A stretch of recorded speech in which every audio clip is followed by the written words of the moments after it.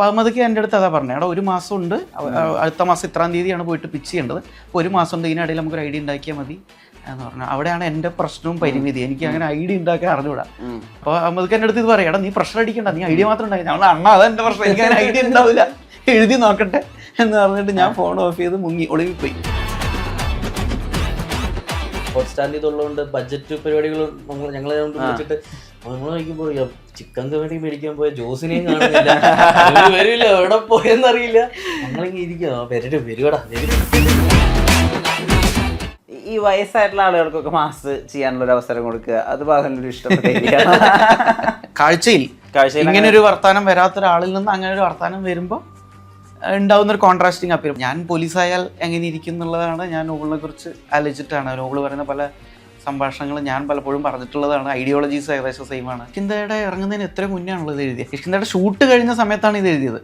കിഷ്കിന്ധയുടെ final എഡിറ്റിലേക്ക് ഞാൻ പോകുന്നതിന് മുന്നേ ഇതിൻ്റെ ഷൂട്ടിങ്ങും കഴിഞ്ഞായിരുന്നു. ഒരു പോയിന്റിൽ കിഷ്കിന്ധയുടെ റിലീസ് ഡേറ്റ് ഇങ്ങനെ ഫിക്സ് ആവാതിരിക്കുന്ന സമയത്ത് ഒരു പോയിന്റിൽ ഇങ്ങനെ ഈ KCF ആയിരിക്കും ആദ്യം ഇറങ്ങാൻ പോണ വർക്ക് എന്നുള്ള രീതിയിലുള്ള സിറ്റുവേഷൻ പോലും ഉണ്ടായിരുന്നു. Joy of jewellery shopping, biggest joy of jewellery shopping ഇത് ആരംഭിച്ചു. ജ്വല്ലറി ഷോപ്പിംഗിന്റെ യഥാർത്ഥ ആനന്ദം അനുഭവിച്ചറിയൂ. Joy Alucas, world's favorite jeweler. ഈ വയസ്സായിട്ടുള്ള ആളുകൾക്കൊക്കെ മാസ് ചെയ്യാനുള്ള ഒരു അവസരം കൊടുക്കുക, അത് ബാഹുലിന് ഇഷ്ടപ്പെട്ട ഏരിയ. കോയമ്പത്തൂരുള്ള ഏരിയക്ക് പിന്നെ വെഹിക്കിളിന്റെ ഡീറ്റെയിൽസ് മൊത്തം പറയില്ലേ ഒരാള്, അടിപൊളിയായിട്ട്. ലോട്ടറി കോയമ്പത്തൂരിലെ ആൾക്ക് ശരിക്കും ചെവി കേൾക്കാത്ത ആളാ. നല്ല പെർഫോമറാ പുള്ളി. അത് ഇത് ലോക്കലായിട്ടുള്ള ആളുകൾ അവരെ കൊണ്ട് ഒരു പെട്ടെന്ന് പ്രതീക്ഷിക്കാത്ത ഒരു ഡയലോഗ് പറയിപ്പിക്കാം. അപ്പൊ ഒരു ഇതുണ്ടാവും, ഒരു മാസ് അപ്പീൽ ഉണ്ടാവും. അതൊരു ഇതാണോ, ഹാക്കാണോ? അങ്ങനെയൊന്നും അറിഞ്ഞൂടാ.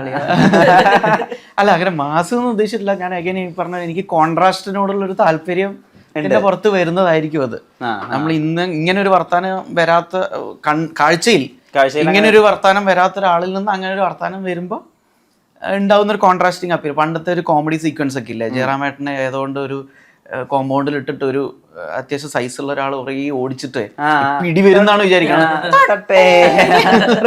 ഉണ്ടാകുന്നൊരു ആ കോൺട്രാസ്റ്റ് അറ്റൻഷൻ നന്നായിട്ട് ഡ്രൂ ചെയ്യും. അതിലൊരു ഇൻട്രസ്റ്റിംഗ് എലമെന്റ് ഉണ്ടാവും എന്ന് പറയുന്ന ഒരു അങ്ങനെയൊക്കെ ഒരു വിശ്വാസത്തിന്റെ പുറത്ത്. ഈ 10 ദിവസം കൊണ്ട് എഴുതാന്ന് പറയുമ്പോഴേ, ഇപ്പോൾ രാവിലെ 10 മണിക്ക് എഴുതിയിട്ട് ഉച്ചയ്ക്ക് ലഞ്ച് ബ്രേക്ക് എടുത്തിട്ട് പിന്നെ വന്നിട്ട് ഒരു മണി തൊട്ടിട്ട് 5 മണി വരെ എഴുതിയിട്ട് പിന്നെ അത് അവസാനിപ്പിക്കുക, അങ്ങനെയാണോ? അങ്ങനെയായിരുന്നു കിഷ്കിന്ധയില്. ഇതില് പക്ഷെ അങ്ങനെ സമയം 10 മണിക്ക് തന്നെ ഏകദേശം ആ സമയത്ത് തുടങ്ങുക. വൈകുന്നേരത്തെ പിന്നെ ആ ദിവസത്തെ സ്റ്റോക്ക് തീരുന്നവരെയായിരുന്നു. ഒരു പോയിന്റ് കഴിയുമ്പോൾ നമുക്ക് ഇന്നലെ ഒന്നും കിട്ടൂല, തീർന്നു, ഇനി രാവിലത്തേക്ക് നോക്കാമെന്ന് പറഞ്ഞ രീതിയിൽ ചിലപ്പോൾ നിർത്തും. അത് ഇൻവേരിയബിളാണ്. കാരണം എന്താ വെച്ചാൽ ഇത് കുറച്ച് ടൈം ബോണ്ട് ഉണ്ടായിരുന്നു. കിഷ്കിന്ധ എന്ന് വെച്ചാൽ ഒന്നുമില്ല, ഞാനായിട്ട് വെറുതെ ടൈം പാസിന് എഴുതുന്നതാണ്. ഇത് എഴുതി കംപ്ലീറ്റ് ആവുകയാണെങ്കിൽ മാത്രം ആരെങ്കിലും കാണിച്ചാൽ മതി, അല്ലെങ്കിൽ ആരും അറിയില്ല എന്നോട് കൂടി മണ്ണിലലിയുന്നു. അപ്പം അത് പ്രശ്നമില്ല.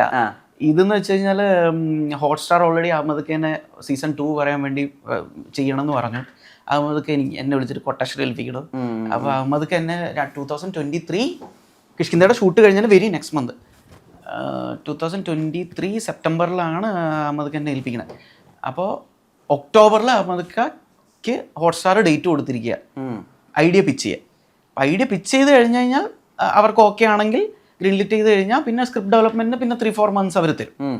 അങ്ങനെയാണ് അവരൊരു വർക്ക് ഫ്ലോ പൈപ്പ് ലൈൻ. അപ്പോൾ അഹമ്മദ് ഖാൻ എൻ്റെ അടുത്ത് അതാ പറഞ്ഞത്, എടാ ഒരു മാസം ഉണ്ട്, അടുത്ത മാസം ഇത്രാം തീയതിയാണ് പോയിട്ട് പിച്ച് ചെയ്യേണ്ടത്, അപ്പോൾ ഒരു മാസം ഉണ്ട്, ഇതിനിടയിൽ നമുക്കൊരു ഐഡിയ ഉണ്ടാക്കിയാൽ മതി എന്ന് പറഞ്ഞു. അവിടെയാണ് എൻ്റെ പ്രശ്നവും പരിമിതി, എനിക്ക് അങ്ങനെ ഐഡിയ ഉണ്ടാക്കാൻ അറിഞ്ഞൂടാ, ചിന്തിച്ച് കഥ ഉണ്ടാക്കാൻ എനിക്ക് അറിഞ്ഞൂടാ. ഇത് എഴുതി നോക്കിയാലേ ഇത് എന്തെങ്കിലും ആവുന്നുണ്ടോയെന്നോ അല്ലെങ്കിൽ എഴുതി കംപ്ലീറ്റ് ആയി കഴിഞ്ഞാൽ മാത്രമേ ഇത് പൂർത്തിയാകുന്നുണ്ടെന്ന് എനിക്ക് പോലും അറിയുള്ളൂ. അപ്പോൾ അവിടെയായിരുന്നു എൻ്റെ പ്രശ്നം. അപ്പോൾ അഹമ്മദ് ഖാൻ്റെ അടുത്ത് ഇത് പറയാം, എടാ നീ പ്രഷർ അടിക്കണ്ട, നീ ഐഡിയ മാത്രം ഉണ്ടാക്കി. ഞങ്ങൾ അണ്ണ അതെൻ്റെ പ്രശ്നം, എനിക്ക് അങ്ങനെ ഐഡിയ ഉണ്ടാവില്ല, എഴുതി നോക്കട്ടെ എന്ന് പറഞ്ഞിട്ട് ഞാൻ ഫോൺ ഓഫ് ചെയ്ത് മുങ്ങി ഒളിവിപ്പോയി. അങ്ങനെ വൺ ലൈൻ ആയിട്ടൊന്നും വരില്ല അല്ലേ? ഇല്ല, ഫുള്ള് എഴുതിയ പരിപാടി. അപ്പോൾ ഈ ഹോട്ട്സ്റ്റാറിൽ ഇതുള്ളതുകൊണ്ട് ബഡ്ജറ്റ് പരിപാടികൾ ഞങ്ങളെ വിളിച്ചിട്ട് നമ്മൾ നോക്കുമ്പോൾ ചിക്കൻ കറി മേടിക്കാൻ പോയ ജോസിനെയും കാണുന്നില്ല, വരില്ല, എവിടെ പോയെന്നറിയില്ല. ഞങ്ങളിങ്ങനെ ഇരിക്കുക, വരുവാടാ, വരും. അപ്പൊ ഞാൻ ഇങ്ങനെ വീട്ടിൽ ഒളിവിപ്പോയി. അപ്പൊ എനിക്ക് മനസ്സിലോടുന്നത് എന്താ വെച്ചാൽ ഒരു മാസമാണ് അഹമ്മദ് ഖാക്ക് അവർ കൊടുത്തിരിക്കുന്ന സമയം. അപ്പൊ ഞാനിത് പറ്റാവുന്നത്രയും വേഗത്തിൽ ഇതൊന്ന് എഴുതി തീർത്ത് അഹമ്മദ് ഖാക്ക് ഏൽപ്പിച്ചു കഴിഞ്ഞാലാണ് ഇത് വേണോ വേണ്ടയോ എന്നെങ്കിലും അഹമ്മദ് ഖാക്ക് തീരുമാനിക്കാൻ പറ്റുള്ളൂ. ഇത് കൊള്ളൂല, ഇത് ഇഷ്ടമായില്ലെങ്കിൽ അഹമ്മദ് ഖാക്ക് അടുത്തൊരു സാധനം പുതിയതായിട്ട് ഉണ്ടാക്കാനുള്ള ബഫർ അഹമ്മദ്ക്ക് വേണമല്ലോ, അല്ലെങ്കിൽ അഹമ്മദ്ക്കയുടെ സമയം ഞാൻ നഷ്ടപ്പെടുന്ന പോലെ ആയിരിക്കില്ലേ. എനിക്ക് ആ ഒരു പ്രഷറായിരുന്നു എനിക്ക് ഉണ്ടായിരുന്നത്. ഞാൻ കാരണം അഹമ്മദ്ക്ക് പണി കിട്ടാൻ പാടില്ല. അപ്പോൾ ഗുഡ് ഓർ ബാഡ് എന്താണ് പരിപാടി എന്ന് വെച്ച് കഴിഞ്ഞാൽ എന്തെങ്കിലും ഒന്ന് ഉണ്ടാക്കിയെടുത്ത് വട്ടം എത്തിച്ചിട്ട് എത്രയും പെട്ടെന്ന് അഹമ്മദ്ക്ക് ഏൽപ്പിക്കുക. എന്നിട്ട് പുള്ളി തീരുമാനിച്ചോട്ടെ, ഇത് വേണ്ടെങ്കിൽ വേണ്ട, ഇനി വേണ്ടെങ്കിൽ ഇനി വേറൊരാളുടെ അടുത്ത് കഥയുണ്ടോ എന്ന് ചോദിക്കാനുള്ള സമയം കൂടെ പുള്ളിക്ക് വേണമല്ലോ. എന്നിട്ട് ആ കഥാകൃത്തിന് കഥ ഉണ്ടാക്കാനുള്ള സമയം കൂടെ വേണമല്ലോ. അപ്പം അതുകൊണ്ട് ആ ഒരു ഗതികേടിൽ പോയതുകൊണ്ട് തീർന്നു പോയതാണ്. ഏതൊക്കെയോ ഒരു ഒരു സാധ്യതയിലൂടെ അൽഷിമേഴ്സ് വീണ്ടും 2 കഥകളിലും വരുന്നു.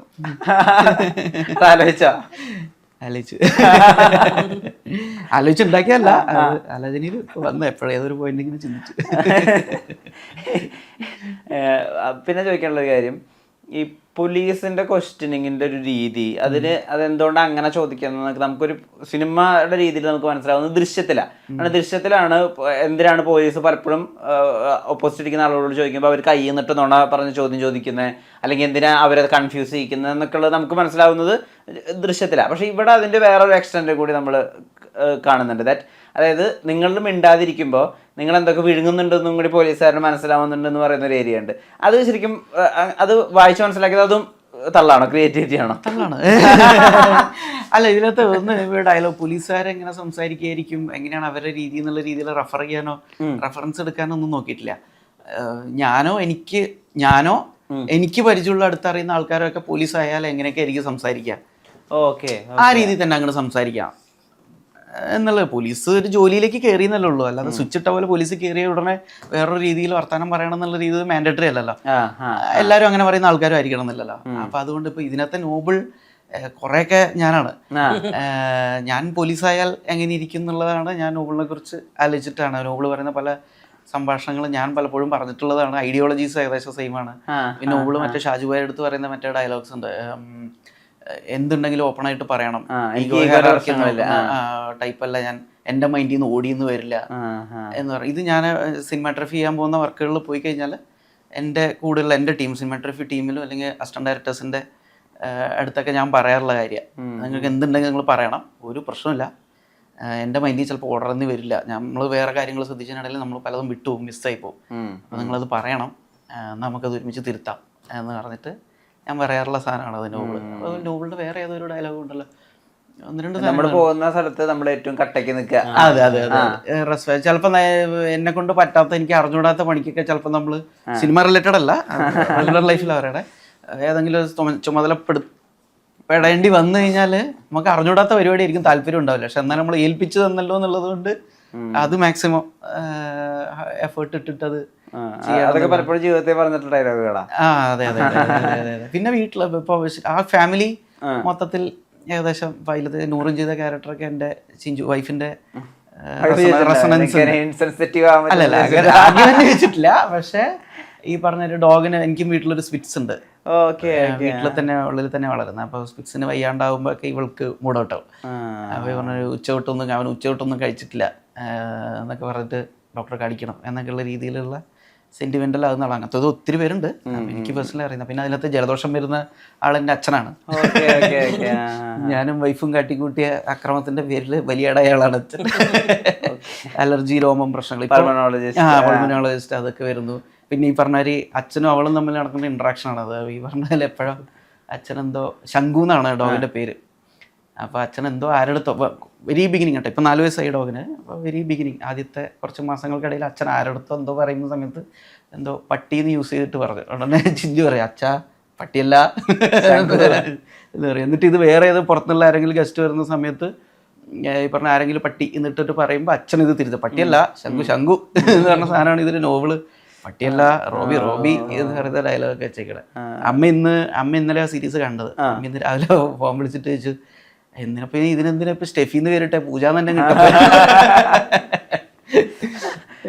നമ്മുടെ കാര്യം തന്നെയാണല്ലോ അതൊക്കെ പറയും. ഇതിന് ഓരോ സമയത്തും ഓരോ equipment in terms of camera trending ആവും. ഇപ്പൊ അത് മറ്റേ മോട്ടോക്കെ റോബോ ആമാണ്, അതിന്റെ ഇങ്ങനെയുള്ള ആംഗിൾസ്, അതിന്റെ യൂസ് വന്ന് 5 സീക്വൻസ് ഉണ്ടെങ്കിൽ അതുണ്ടെങ്കിലേ പറ്റുള്ളൂ എന്നുള്ള അവസ്ഥയിലായി. അതുപോലെ അപ്പൊ ആളുകളെ ഫോളോ ചെയ്യുന്ന റിഗ് അത് ഭയങ്കര ഓവർ യൂസ്ഡ് ആവുന്ന പോലെ പല സ്ഥലങ്ങളിലും തോന്നിയിട്ടുണ്ടായിരുന്നു. ഇത് സിനിമാറ്റോഗ്രാഫർ കോൺഷ്യസ്ലി ഇതിൽ നിന്ന് മാറാൻ പറ്റുമോ, അല്ലെങ്കിൽ ഒരു ഇൻഡസ്ട്രിയൽ സ്റ്റാൻഡേർഡിന്റെ അനുസരിച്ച് അല്ലെങ്കിൽ ഇൻഡസ്ട്രിയുടെ ട്രെൻഡ് അനുസരിച്ച് നമ്മൾ ചെയ്യാൻ നമ്മൾ ഇതാവോ, നമ്മൾ ഫോഴ്സ്ഡാവോ? ഫോഴ്സ്ഡ് ഒരിക്കലും ആകത്തില്ല. നമുക്കത് വേണോ വേണ്ടോ എന്നുള്ളത് തീരുമാനിക്കുക എന്നുള്ളതാണ് ഓരോ സീക്വൻസ് അനുസരിച്ച്. ഇതിനകത്താണെങ്കിൽ ഒന്നും ഭയങ്കര റോ ആയിട്ട് തന്നെ വരേണ്ട സാധനം. ബിക്കോസ് അത് ഇങ്ങനത്തെ സാധനം ഉപയോഗിച്ച് കഴിഞ്ഞാൽ ഫുൾ പടത്തിന്റെ ആ റിതമേ മാറും. എന്തിനും അവിടെ നിന്ന് ആൾക്കാർ തന്നെ ആലോചിക്കും, നമ്മളെ പോലും വിലയിക്കണ്ട. നമ്മളങ്ങനെ ആകുന്നില്ല, അങ്ങനെ ഒരിക്കലും എനിക്ക് തോന്നിയിട്ടില്ല. പിന്നെ ഇപ്പൊ ആക്ച്വലി അത് ഓവർ യൂസ്ഡ് ആയി. രണ്ടുപേരും തോന്നുന്നുണ്ടോ റോബാം ഓവർ യൂസ്ഡ് ആയി, അങ്ങനെ ഫീൽ ചെയ്യുന്നുണ്ടോ? അത് ഈ പറഞ്ഞ ഡിപ്പെൻസ് ഓൺ വിച്ച് പടത്തിൽ അത് യൂസ് ചെയ്യപ്പെടുന്നു എന്നുള്ളതിനനുസരിച്ചിരിക്കും. ഒരു ബഡ്ജറ്റ് ഉള്ള പടത്തിൽ ഇപ്പൊ അത് വേണം എന്നുള്ള രീതിയിൽ ആലോചനയൊക്കെ ഉണ്ട്. പക്ഷെ അങ്ങനൊന്നും ഇല്ല, പടത്തിൽ അത് ആവശ്യമാണെങ്കിൽ എടുക്കണം. അപ്പൊ നമുക്ക് ഒരു പടം അനുസരിച്ചാണല്ലോ. ഇതിനൊരിക്കലും ഒരു കാലത്തും ഇതിനകത്ത് ആലോചിച്ചിട്ടേ ഇല്ലാത്ത സാധനമാണ്. ഇപ്പൊ സിനിമാറ്റോഗ്രാഫേഴ്സ് എന്നുള്ള രീതിയിൽ ശരിക്കും ഈ എക്യുപ്മെന്റ് ആണോ അതോ നമുക്ക് കയ്യിൽ കിട്ടിയിട്ടുള്ള മെറ്റീരിയൽ ആണോ, ഏതാ ക്യാമറമാനെ കൂടുതൽ എക്സൈറ്റ് ചെയ്യിപ്പിക്കുക? മെറ്റീരിയൽ. നല്ല മെറ്റീരിയൽ കിട്ടി നമ്മുടെ കയ്യിൽ, നമ്മൾ പറഞ്ഞ പോലെ റെഡിന്റെ ഒക്കെ അല്ലെങ്കിൽ ജെമിനിയുടെ ഒക്കെ ഏറ്റവും പുതിയ വേർഷൻ ക്യാമറ ഒന്നും ഇല്ലെങ്കിൽ പോലും ആ മെറ്റീരിയൽ നമുക്ക് നമ്മുടെ കയ്യിലുള്ള എക്യുപ്മെന്റ് വെച്ച് നന്നാക്കി എടുക്കാൻ പറ്റും. അങ്ങനെയല്ല, നമ്മൾ എസ്തെറ്റിക്സ്, ഇപ്പൊ നമ്മൾ എസ്തെറ്റിക്സ് അപ്ഗ്രേഡ് ചെയ്യാൻ നോക്കുക. വ്യക്തിപരമായിട്ടുള്ള എസ്തെറ്റിക്സ് അപ്ഗ്രേഡ് അത് മാറുമല്ലോ. കാരണം എന്ന് വെച്ചാൽ ഇപ്പൊ നമ്മുടെ ചാപ്പക്കൊച്ചി 5D അങ്ങാണ്ടല്ലേ ഷൂട്ട് ചെയ്തിട്ടുള്ള. അപ്പൊ അതിന്റെ റൈറ്റിംഗ് മെറ്റീരിയൽ അത്രയും സ്ട്രോങ് ആയതുകൊണ്ട് ആ എക്യുപ്മെന്റ് നമ്മൾ ചിന്തിക്കുന്നില്ല. അപ്പൊ അങ്ങനത്തെ അവസ്ഥകൾ ഫേസ് ചെയ്യേണ്ടി വന്നിട്ടുണ്ട്. അതായത് മെറ്റീരിയൽ അടിപൊളിയാണ്, പക്ഷെ നമ്മുടെ അത്ര എക്യുപ്മെന്റ് ഇല്ല, അങ്ങനത്തെ കാര്യങ്ങളോടെ കടന്നു പോയിട്ടുണ്ടോ? ഇല്ല, ചില സാധനങ്ങൾ ഇല്ലെങ്കിൽ ഉണ്ടെങ്കിൽ കൊള്ളായിരുന്നു എന്നല്ല, പക്ഷെ ഓൾവേസ് മെറ്റീരിയൽ തന്നെയാണ് എപ്പോഴും മെയിൻ തിങ്. ഇപ്പൊ പണ്ടാണേലും ഇതൊന്നും ഇല്ലാതെയും ആൾക്കാർ ഇതിലും ചെയ്തിട്ടുണ്ടല്ലോ. ഇനി ഇത് മാറിക്കൊണ്ടേയിരിക്കുമല്ലോ, ടെക്നോളജി ക്യാമറസ് മാറിക്കൊണ്ടേയിരിക്കുമല്ലോ. ഇത് മൊത്തം പഠിച്ചുകൊണ്ടിരിക്കുക എന്ന് പറഞ്ഞു കഴിഞ്ഞാൽ ടയറിംഗ് ആണ്. അപ്പൊ നമ്മളെ വർക്ക് വരുന്ന സമയത്ത് നമ്മളപ്പം അന്വേഷിക്കും ഇപ്പൊ ഏതൊക്കെയാണ് പരിപാടികൾ, ഏതൊക്കെ നമ്മളിപ്പോ ഫെലോ നമ്മുടെ ടെക്നീഷ്യൻസിന്റെ അടുത്ത് അങ്ങോട്ടും ഇങ്ങോട്ടും വിളിക്കും. ഞാൻ സ്റ്റാൻസിനെ വിളിച്ചു, അണ്ണ ഏതാ കഴിഞ്ഞ പടത്തിൽ ഏതാ പുതിയ ലൈറ്റ്സ് ഏതാ യൂസ് ചെയ്തോ, ഇതെങ്ങനെയുണ്ട് അതെങ്ങനെയുണ്ട്, നേരെ തിരിച്ചു. അപ്പൊ ആ സമയത്ത് മാത്രം ഇപ്പൊ നമ്മളിപ്പോ പണ്ട് നമ്മളെല്ലാവരുടെയും ഫോൺ നമ്പർ ഓർത്ത് വെച്ചിട്ട് ജീവിച്ചിരുന്ന ആൾക്കാരാണ് നമ്മളുടെ കുട്ടിക്കാലത്ത് നമ്മുടെ മുൻ തലമുറകൾ സ്ഥിരമായിട്ട്. ഇന്ന് അതിന്റെ ആവശ്യമില്ല, ഇന്നെല്ലാം ഫോണിലുണ്ട്, സ്വന്തം നമ്പറുകൾ പോലും ഓർമ്മയില്ല. അത് നമ്മൾ അത് ആലോചിക്കേണ്ട കാര്യമില്ല. അത് ആലോചിച്ച് പഠിക്കാൻ പറഞ്ഞാൽ വെറുതെ അനാവശ്യമായിട്ട് ബ്രെയിനിലെ സ്റ്റോറേജ് നമ്മൾ മിസ്യൂസ് ചെയ്യാണ്. ആവശ്യമുള്ള സമയത്ത് നോക്കിയാൽ പോരെ എന്ന് പറഞ്ഞവരാണ്. ഇത് ഇത്രയും ടെക്നോളജി കാര്യങ്ങൾ ബൈഹാർട്ട് ചെയ്ത് പഠിച്ച് റിസർച്ച് ചെയ്ത് എപ്പോഴും സ്റ്റോറേജ് സൂക്ഷിച്ചില്ലെങ്കിലും കുഴപ്പമൊന്നുമില്ല. അതിനോട് താല്പര്യമുള്ളവർക്ക് അത് ചെയ്യാം. അതല്ലെങ്കിൽ എനിക്ക് തോന്നുന്നു നമ്മൾ ഈ പറഞ്ഞ കൂടുതൽ സിനിമകൾ കണ്ട് നമ്മൾ എസ്തെറ്റിക്സ് മെച്ചപ്പെടുത്താനൊക്കെ ശ്രമിച്ചിട്ട് വർക്ക് വരുന്ന ആ സമയത്തുള്ളൂ, ആ 3-4 months ഒരു വിൻഡോ ഉണ്ടല്ലോ, ആ സമയം ഓക്കെ എക്യുപ്മെന്റ് ചൂസ് ചെയ്യാനുള്ള സമയമാകുമ്പോൾ നമ്മൾ okay the best in the market ഏതാ, അഫോർഡബിൾ ഏതാണ്, നമുക്ക് ഈ പർട്ടിക്കുലർ വർക്കിന് ഏതായിരിക്കും കറക്റ്റ് എന്നൊക്കെ നോക്കിയിട്ട്. ഇപ്പൊ ഈ പലപ്പോഴും എഡിറ്റേഴ്സ് നേരിടുന്ന ഒരു പ്രശ്നമായിട്ട് പലപ്പോഴും പറയാറുണ്ട്. അതായത് ഇപ്പോൾ 3 മണിക്കൂറാണ് പടങ്ങി 7.5 മണിക്കൂറിൻ്റെയൊക്കെ ഫുട്ടേജാണ് കൊണ്ടുവന്ന് തരുന്നത്, നമ്മൾ എഡിറ്റ് ചെയ്തിട്ട് ഒരുപാട് ബുദ്ധിമുട്ടുന്നു. ഇത് ശരിക്കും ആരുടെ ഒരു ഐഡിയയുടെ അല്ലെങ്കിൽ തോട്ട് പ്രോസസ്സിന്റെ കുഴപ്പം കൊണ്ടാണ് പലപ്പോഴും ഒരുപാട് ഫുട്ടേജ് വരികയും അത് എഡിറ്റർക്ക് ഒരു ഭയങ്കര വലിയേറാമലയാവുകയും ചെയ്യുന്നത്. അത് ശരിക്കും എവിടത്തെ പ്രശ്നം കൊണ്ടാണ് നിങ്ങൾ വിചാരിക്കണേ, നിങ്ങളുടെ എക്സ്പീരിയൻസ് കൊണ്ട്? പ്ലാനിങ്ങിന്റെ പ്രശ്നമാകാം, അല്ലാതെ നമുക്കൊരു ഐഡിയ ഇത് ഉണ്ടെങ്കിൽ ഇത്രയാകാന്നുള്ളതൊക്കെ ആദ്യമേ സ്ക്രിപ്റ്റിൽ തന്നെ നമുക്ക് മനസ്സിലാകാം, ഇത്രയൊക്കെ തന്നെ വരത്തുള്ളൂ. അത് അപ്പൊ തന്നെ മനസ്സിലാക്കാനുള്ള കാര്യമേ ഉള്ളൂ. പിന്നെ വേണമെങ്കിൽ പിന്നെ ഈ മുമ്പേ പറഞ്ഞ പോലെ പറയത്തില്ലേ, കുറെ ഇങ്ങനെ ഷൂട്ടിങ് സമയത്ത് തന്നെ കുറച്ച് സാധനങ്ങൾ ആഡ് ഓൺ ആയി അങ്ങനെയാണല്ലോ വലുതാകുന്നത്. അങ്ങനെ ആയിരിക്കും ലെങ്ത് വരിക, പിന്നെ ഇത് ചെറുതാക്കാൻ നോക്കുന്നു. പിന്നെ ചിലർ ആ പ്രിവിലേജ് എടുത്തിട്ട് നമുക്ക് എഡിറ്റിൽ നോക്കാം. അപ്പൊ ഓക്കെ ബഡ്ജറ്റ് കൺസ്ട്രെയിൻസ് അങ്ങനെ നമുക്ക് അതും കൂടെ എടുത്ത് വെച്ചേക്കാം, നമുക്ക് എഡിറ്റിൽ തീരുമാനിക്കാം എന്നുള്ളത്.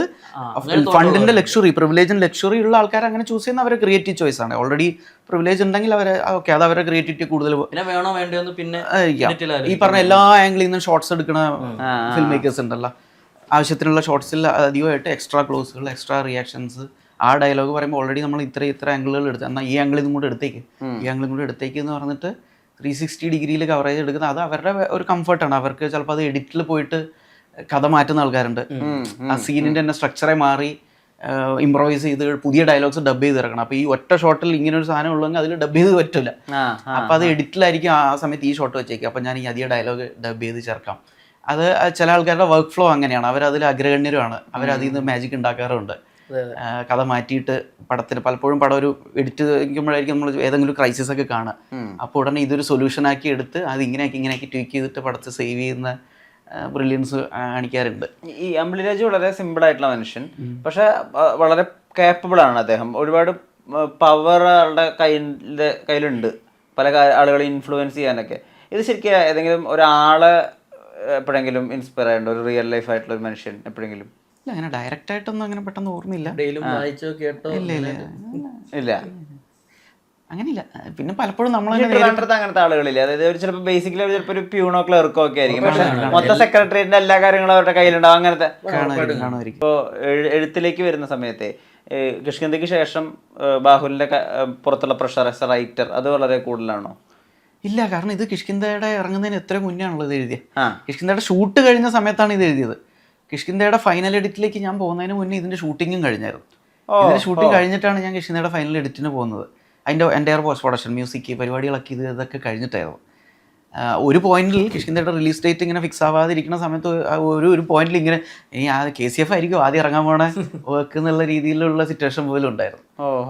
അല്ലേ, 2024 മാർച്ച് ഏപ്രിലിൽ ഇത് ഷൂട്ട് കഴിഞ്ഞതാണ്. കിഷ്കിന്ധ 23 ഓഗസ്റ്റ് ഷൂട്ട് കഴിഞ്ഞതാണ്. അപ്പോൾ അതുകൊണ്ട് എനിക്ക് രണ്ടും ഫസ്റ്റ് പടമായിരിക്കും എന്നുള്ള രീതിയിൽ തന്നെയാണ് ഞാൻ രണ്ടും കണ്ടത്. ഈ ഇപ്പോൾ നമുക്ക് വംശനാശം നേരിട്ടുകൊണ്ടിരിക്കുന്ന ഒരു ഏരിയ ആണല്ലോ എഴുത്തുകാർ. അപ്പോൾ ഈ സിനിമാറ്റോഗ്രാഫി അവിടെ മാറ്റി വെച്ചിട്ട് കംപ്ലീറ്റ്ലി ഒരു റൈറ്റർ ആവുന്ന ബാഹുൽ അങ്ങനെ? ഇല്ല. എനിക്ക് ഞാൻ ഇന്ന് നേരത്തെ പറയായിരുന്നു, അപ്പോൾ ഇനി എഴുതാൻ പറ്റുമോ എന്ന് എനിക്ക് അറിയുകയും ചെയ്യില്ല. ഞാൻ നേരത്തെ പറഞ്ഞില്ല, എനിക്ക് അങ്ങനെ ഉണ്ടാക്കാൻ അറിഞ്ഞൂടാ. എഴുതി പോകുമ്പോൾ കംപ്ലീറ്റ് ആയാലായി, ലോട്ടറി എടുക്കണതല്ലാണ്. അപ്പോൾ ഈ പറഞ്ഞാൽ ഇനി അങ്ങനെ ഒന്നും എഴുതാൻ പറ്റുമോന്നോ കംപ്ലീറ്റ് ആകുമെന്നോ എന്നുള്ളതൊന്നും എനിക്ക് അറിഞ്ഞൂടാ. ആഗ്രഹമുണ്ട്, നടന്നാൽ നടക്കട്ടെ, വലിയ ആംബിഷൻസ് ഒന്നുമില്ല, ഉണങ്ങി പോട്ടെ. എന്തായാലും സിനിമാറ്റോഗ്രാഫി സജീവമായിട്ട് കൊണ്ടുപോകണം എന്നാണുള്ളത്. അത് എപ്പോഴും നമ്മുടെ ഒരു തൊഴിൽ പോലെ ഇഷ്ടമുള്ളൊരു മേഖല, പാഷൻ എന്നുള്ള രീതിയിൽ അത് സൈഡിൽ കൂടെ കൊണ്ടുപോകണം. അതിനിടയിൽ എഴുതാൻ പറ്റിക്കഴിഞ്ഞാൽ അത് ട്രൈ ചെയ്യണം. അത് കംപ്ലീറ്റ് ആകാൻ പറ്റി, അത് മെറ്റീരിയൽ ആക്കാൻ പറ്റിക്കഴിഞ്ഞാൽ ഹാപ്പി. ഈ ബാഹുലിലൊരു കഥാകാരൻ ഉണ്ടെന്നൊക്കെ ചെയ്തപ്പോഴാണ് മനസ്സിലാക്കണം. ഞങ്ങള് ഒരേ സെയിം കോളേജ് സീനിയർ ആയിരുന്നു. എന്റെ സീനിയർ, ഞാനും എന്റെ സീനിയർ ആയിരുന്നു. അപ്പൊ അഹമ്മദ് അവിടെ പഠിച്ചിട്ടുള്ള, ഞങ്ങളുടെ അവിടെ പഠിച്ചിട്ടുള്ള. അപ്പോളേ അവന്റെ സാധനങ്ങളൊക്കെ എഴുതുന്ന അവൻ തന്നെയാണ്. അപ്പൊ തൊട്ട് നമുക്കറിയാം ബാഹുൽ. പക്ഷെ ബാഹുൽ എന്താ പറയുന്ന വെച്ചാൽ ബാഹുലിന്റെ പാഷൻ എപ്പോഴും സിനിമയാണ് പാഷൻ, പക്ഷെ റൈറ്റർ ഉണ്ട് ഉള്ളിൽ. പക്ഷെ അതിനെക്കാട്ടും സിനിമാറ്റോഗ്രഫിയാണ്. പക്ഷെ അതിങ്ങനെ കൊണ്ടുപോയി പോവുകയായിരുന്നു. പക്ഷെ ഏതോ പോയിന്റിൽ അവൻ സ്വന്തമായിട്ടുള്ള, എനിക്ക് തോന്നുന്നു ഗ്രേസ്ഫുൾ സമയത്ത് ഒരു സ്ക്രിപ്റ്റ് ഒക്കെ എഴുതി എല്ലാം അവൻ തന്നെയാണ് എഴുതുന്നത്. എല്ലാ പരിപാടികളും അവൻ തന്നെയാണ്. അവൻ്റെ ഉള്ളിലുണ്ടെന്ന് നമുക്ക് നേരത്തെ അറിയാം. പക്ഷെ അപ്പോഴാണ് എനിക്ക് തോന്നുന്നു അഹമ്മദ് കിഷ്കിന്ധ സ്ക്രിപ്റ്റ് വായിച്ചിട്ടുണ്ട്. എപ്പോഴും ഇത് ഇവിടെ കിടപ്പുണ്ടായിരുന്നു. അപ്പൊ ഈ സെക്കൻഡ് എന്ന് പറഞ്ഞപ്പോ ഫസ്റ്റ് നമുക്ക് തൊട്ട് ഇപ്പം ആഷിക്ക് വേറൊരു പരിപാടിയായിട്ട് ബിസി ആണെന്ന് പറഞ്ഞു, ബാഹുൽ എന്നുള്ള സാധനം ഉണ്ടല്ലോ എന്ന് പറഞ്ഞിട്ട് വേറൊരു സീരീസിന്റെ സ്ക്രിപ്റ്റും കൂടെ കൊടുത്തു. അപ്പൊ അങ്ങോട്ട് കൊടുക്കാന്ന് അങ്ങനെയാണ്. അപ്പൊ ഞാൻ അടിപൊളി ഗംഭീരമായിരിക്കും, സ്ക്രിപ്റ്റ് അടിപൊളിയായിരിക്കുന്നു. പിന്നെ അതങ്ങനെ അങ്ങ് ഫ്ലോയിൽ പോയി. പിന്നെ കിഷ്കിന്ധ അങ്ങ് കയറി. എല്ലാം നമുക്ക് എല്ലാവർക്കും അറിയായിരുന്നു. അതിനുള്ളിൽ ഒരു ഡയറക്ടറും ഉണ്ട്. അതെപ്പോ ഇറങ്ങി വരും എന്നുള്ളത്. എപ്പോ ഇറങ്ങി വരും? ഇല്ല, അത് ഞാൻ ചങ്ങല കിട്ടേക്കും. അഭിനയിച്ചിട്ടുണ്ട്, ഓർമ്മയുണ്ട്? സൗണ്ട് സ്റ്റോറി നമ്മുടെ അവന്റെ ഒരു പ്രോജക്ട് ഞങ്ങളവിടെ നമ്മുടെ കോളേജിലെ അവിടെ ഓരോ പ്രൊജക്ട്സ് വരില്ല. അപ്പൊ നമ്മുടെ ഉള്ളിൽ തന്നെ ആൾക്കാരെ അഭിനയിക്കാം. അപ്പം അവന്റെ ഒരു സൗണ്ട് സ്റ്റോറിക്കകത്ത് ഞാൻ അഭിനയിച്ചിട്ടുള്ള ശബ്ദരേഖ പോലെ ഒരു സൗണ്ട് സ്റ്റോറി ഉണ്ടാക്കുന്ന ഒരു എക്സസൈസ് ഉണ്ട് ഞങ്ങൾക്ക് ഫസ്റ്റ് ഇയറിൽ. ഒരു 5 മിനിറ്റിന്റെ ഒരു സ്റ്റോറി ഉണ്ടാക്കുക, ഫുൾ ശബ്ദരേഖ, സൗണ്ട് എഫക്ട്സ്, മ്യൂസിക് ഒക്കെ ചേർക്കാം, ആർട്ടിസ്റ്റുകളുടെ ഡയലോഗ്സ് ഒക്കെ ചേർക്കാം. സ്റ്റാറ്റസ് ആയിരുന്നു അതില് പ്രധാനപ്പെട്ട. ഞാനും പിന്നെ അതുല് നമ്മുടെ അസോസിയേറ്റ് ഉണ്ട്, നമ്മുടെ കൂടെ തന്നെ ഉള്ള കുറെ ആൾക്കാരൊക്കെ നമ്മുടെ കൂടെ തന്നെ പണ്ടോട്ട് നമ്മളെല്ലാം അങ്ങോട്ടും ഇങ്ങോട്ടും പണി. ഇപ്പൊ സ്റ്റാൻസിന്റെ വർക്കുകൾക്ക് ഞാനും കൂലിപ്പണിക്ക് പോകും. സീനിയേഴ്സിന്റെ വർക്കിന് എപ്പോഴും ജൂനിയേഴ്സ് വർക്ക് ചെയ്യാൻ പോകില്ല. അപ്പൊ ഈ പറഞ്ഞ സ്റ്റാൻസിന്റെ എല്ലാ project, music video, short film, diploma film ഒക്കെ, ആ ഒരു സിനർജി അതിന്റെ ഭയങ്കര എന്താ പറയുക റീവിസിറ്റിംഗ് ആയിരുന്നു. പറഞ്ഞ പോലെ KCF ഷൂട്ട് ഈ KCF-ലാണെങ്കിലും ഇപ്പം ഒരു സാധനം വർക്കായില്ലെങ്കിൽ ഒന്ന് പറഞ്ഞു കഴിഞ്ഞാൽ ഓക്കെ മാറ്റാം. ഇതെല്ലാം എടാ പോടാ ബന്ധമാണ് എല്ലാരും. അസിസ്റ്റൻസും അങ്ങനെ ഒന്നും അസിസ്റ്റൻസ് ഫ്രണ്ട്സാണ്, എല്ലാരും ഫ്രണ്ട്സാണ്. അപ്പൊ കൂടെയുള്ളവരെല്ലാം ഇങ്ങനെ ഒന്ന് പറയും, എടാ കൊള്ളത്തില്ല, ഓക്കെ മാറ്റാം, അത്രേ ഉള്ളൂ, സിമ്പിൾ ആണ്. ബാഹുലി 2025 ഈ ബെസ്റ്റ് ഇന്ത്യൻ ഫിലിംസിന്റെ ഒരു ലിസ്റ്റ് വരും. 2024 ലിസ്റ്റ് പറയും. ഇപ്പം അതിലിപ്പോൾ ഹോളിവുഡ് റിപ്പോർട്ടിങ്ങിൻ്റെ ആയാലും ശരി, എല്ലാ പ്രമുഖമായിട്ടുള്ള ഫിലിം റിവ്യൂ ചെയ്യുന്ന വെബ്സൈറ്റ്സ് ഒക്കെയും കിഷ്കിന്ധാകാന്ഡം ഉണ്ടാവും അവിടെ. ഒരു 5ാമത്തെ സിനിമയായിട്ട്, ചിലപ്പോൾ 1ാമത്തെ സിനിമയായിട്ടൊക്കെ. എസ് റൈറ്റർ ഈ ഇന്ത്യൻ ഫിലിം ഫ്രറ്റേണിറ്റിയിൽ തന്നെ ഒരുപാട് പ്രധാനപ്പെട്ട ആളുകൾ പല ഇന്റർവ്യൂകളിൽ ഈ കിഷ്കിന്ധ മെൻഷൻ ചെയ്ത് പറയുന്നുണ്ട്. ഏറ്റവും വിലമതിക്കുന്ന ഒരു അപ്രിസിയേഷൻ ആയിട്ട് കിട്ടിയത് എന്താ കിഷ്കിന്ധയ്ക്ക് ശേഷം? എല്ലാം വിലമതിക്കുന്നത് തന്നെയാണ്.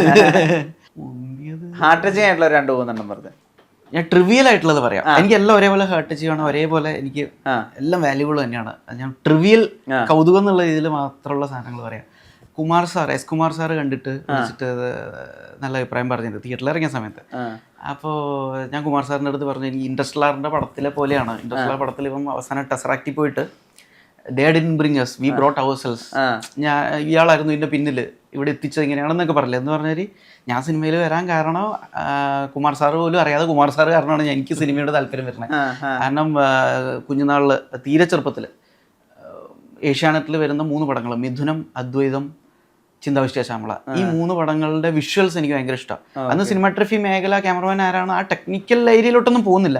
പക്ഷെ ഇത് ഏഷ്യാനെറ്റിൽ കാണാൻ ഭയങ്കര രസമാണ്. അന്നത്തെയാണ് പഴയ CRT മോണിറ്റർ, ഇപ്പൊ LED ആയപ്പോൾ പോലും അത്രയും സുഖമില്ല. പക്ഷെ പണ്ട് കാണാൻ ഭയങ്കര രസമാണ്. എസ്പെഷ്യലി മിഥുനം, അദ്വൈതം ഭയങ്കര എപ്പോൾ വന്നാലും കാണാം. ഇൻഫിനിറ്റ് നമ്പർ ഓഫ് ടൈംസ് ഞാനത് കണ്ടിട്ടുണ്ട്. പിന്നെ കുറെ കാലം കഴിഞ്ഞപ്പോഴാണ് ഇതിന് 3-നും ഒരേ ക്യാമറമാനാണ്, എസ് കുമാർ എന്ന് പറയുന്ന ഒരാളാണ് ഇത് ചെയ്തേക്കണേ. ഓക്കെ, അപ്പോൾ പുള്ളിയുടെ ഒരു സ്റ്റൈലിൻ്റെ ആണല്ലേ ഇത് എന്നൊക്കെ പറഞ്ഞ് അങ്ങനെ അത് ആവർത്തിച്ച് കണ്ടിട്ടാണ് സിനിമാ മേഖലയിലെടുത്ത് ഒരു താല്പര്യം വരുന്നത്. അപ്പോഴും ഏത് മേഖല എന്ന് തീരുമാനിച്ചിട്ടില്ല. അത് പിന്നീട് ഡിഗ്രിയൊക്കെ വിഷ്വൽ കമ്മ്യൂണിക്കേഷനൊക്കെ 3rd ഇയർ ഒക്കെ ആകുമ്പോഴാണ് സിനിമാട്രഫിയിലേക്ക് പോകാൻ അങ്ങനെയൊക്കെ ആകുന്നത്. ബട്ട് എനിവേ ആ സിനിമ താല്പര്യം ഉള്ളിൽ സീഡ് ഇട്ടത് കുമാർ സാറ് കാരണമാണ്. അപ്പോൾ ആ കുമാർ സാറാണ് ഇപ്പോൾ വിളിച്ചിട്ട് അവരെന്തിക്കാൻ വിളിക്കുന്നത് പറയുന്നത് സർറിയലായിരുന്നു. അത് ഭയങ്കര ട്രിവിയലാണ്. ഇവര് നമ്മുടെ വർക്കൊക്കെ ശ്രദ്ധിച്ചല്ലോ എന്ന് ആലോചിച്ചിട്ടൊരു ഭയങ്കര ഒരു ഉള്ളിലൊരു ഗൂസ് ബംസ് ഉണ്ടായ ഒരു സംഭവം. രവി ചന്ദ്രൻ സാറ്,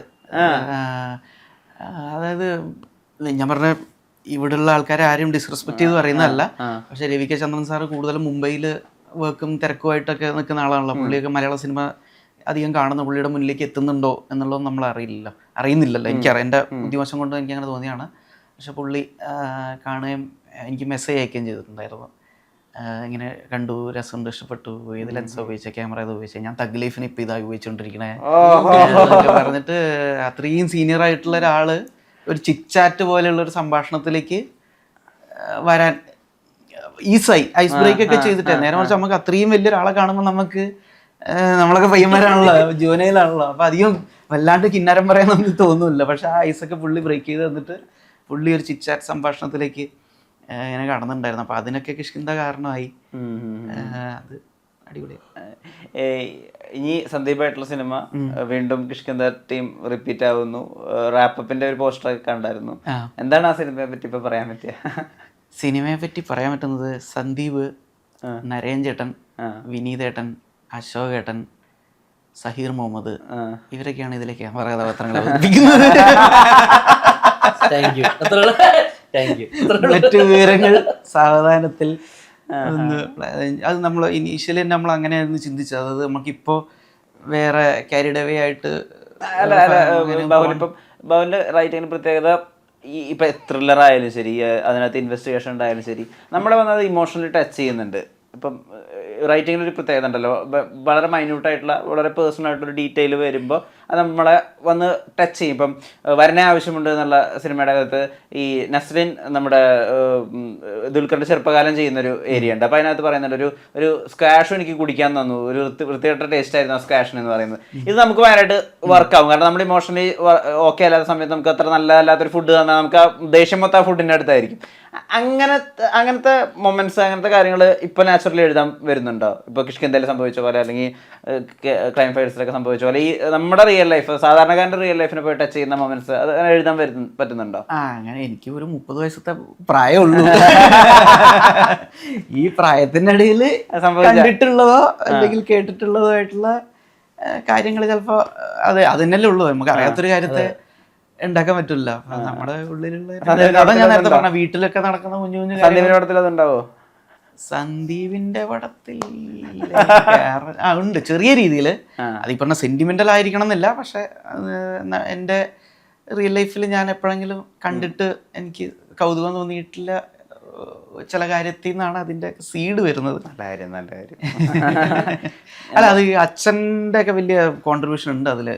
അച്ഛൻ പറയാറുള്ള കാര്യങ്ങൾ എന്നൊക്കെയാണ് പലപ്പോഴും ഈ ഇൻഫാക്റ്റ് ഇതിലത്തെ കൂടുതൽ റിവീൽ ചെയ്ത് പറയാൻ പറ്റില്ല, എന്നാലും ഒരു പാമ്പ് ഇൻവോൾവ് ആകുന്ന ഒരു ഇൻസിഡന്റ് ഉണ്ട്. ദൈവമേ, എനിക്കത് ഇഷ്ടമായി കണക്ഷൻ.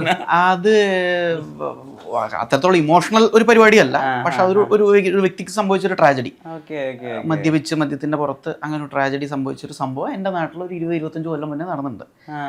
അപ്പൊ അത് ഞാൻ നേരിട്ടത് കണ്ടതല്ല, പക്ഷെ ആ സമയത്ത് നാട്ടില് അച്ഛൻ പറഞ്ഞിട്ടാണ് ആ കൗതുകം, ഞാൻ ആ കൗതുകം എന്ന് പറഞ്ഞുകൂടാ, അതൊരു ട്രാജഡിയാണ്, ഒരു ലോസാണത്. എന്നാലും ആ ഒരു സംഭവം അച്ഛൻ പറഞ്ഞിട്ടാണ് ഞാൻ അറിയുന്നത്. അച്ഛനത് പറഞ്ഞില്ലായിരുന്നെങ്കിൽ ഞാൻ അറിയില്ല. ഒരു പക്ഷെ അച്ഛൻ അന്ന് അത് പ്രസന്റ് ചെയ്ത രീതി, ആ കാര്യം പ്രസന്റ് ചെയ്ത് ഏത് രീതിയിലാണെന്നും എനിക്ക് ഓർമ്മയില്ല, പക്ഷെ അതിങ്ങനെ ഒരു ലോങ് ലാസ്റ്റിംഗ് എഫക്റ്റ്, അല്ലെങ്കിൽ ഇപ്പോൾ ഈ 30 വയസ്സിലും മറന്നു പോകാത്ത രീതിയിലേക്ക് അത് ഇംപ്രിന്റ് ചെയ്ത് വരുന്ന രീതിയിലായി എഫക്റ്റീവ്ലി ആയിരിക്കണം അച്ഛനത് അന്ന് പ്രസന്റ് ചെയ്തിട്ടുണ്ടാവുക. അപ്പോൾ അങ്ങനെയൊക്കെയുള്ള കുറേ അവിടുന്ന് ഇവിടുന്നൊക്കെ കിട്ടണം. നമ്മൾ വെറുതെ ചെവി ഓപ്പൺ ചെയ്ത് വെക്കുക, അത് എവിടുന്നെങ്കിലും കേട്ട് കിട്ടും. എന്താണ് ചെയ്യുന്ന ഭാവി സിനിമാ പരിപാടികൾ? ഇനിയിപ്പോ ജൂലൈ 4th ഒരു ഞാൻ തമിഴ് പടം ഒരു പടം ചെയ്ത 3 BHK എന്ന് പറഞ്ഞപ്പോ അത് ശരത് കുമാർ സിദ്ധാർത്ഥ്, അപ്പൊ അതിന്റെ 4th റിലീസാണ്. അതാണ് ഇപ്പൊ റിലീസ് അടുത്തത്. പിന്നെ അത് കഴിഞ്ഞിട്ട് നിവിൻ പോളിന്റെ ഡോൾബി ദിനേശ് എന്നൊരു പടം, അതിന്റെ പ്രീ നടന്നുകൊണ്ടിരിക്കുക. അതാണ് അടുത്ത ഷൂട്ട് ചെയ്യുന്ന. എന്തായാലും സിനിമകൾ സാധ്യമാകട്ടെ. എന്താ പറയാ, ഇനിയും കഥകൾ മുഴുവനായിട്ട് എഴുതാനുള്ള ആ പരിപാടി ഉണ്ടല്ലോ, അത് വർക്കാവട്ടെ. എപ്പോഴും ഒരു തോട്ടായിട്ട് എഴുതണ്ട, മുഴുവനായിട്ട് കഥയായിട്ട്. നേരത്തിന് ഒരുപാട് നന്ദി. KCF ഇനിയും ആളുകളിലേക്ക് എത്തും, ഇനിയും ആളുകളിൽ കാണും. എല്ലാവർക്കും യുനാനിമസ്ലി നല്ല അഭിപ്രായം ഉണ്ടാവുക, അതൊരു വിജയിച്ചൊരു സീസണിന്റെ 2ാം ഭാഗത്തിനും അതേ അഭിപ്രായം ഉണ്ടാവുക എന്ന് പറയുന്നത് ചെറിയ കാര്യമല്ല. രണ്ടുപേർക്കും കൺഗ്രാജുലേഷൻസ്. അഹമ്മദിനോട് എൻ്റെ അന്വേഷണം പറയുക. നേരത്തെ ഒരുപാട് നന്ദി. നമസ്കാരം. Thank you.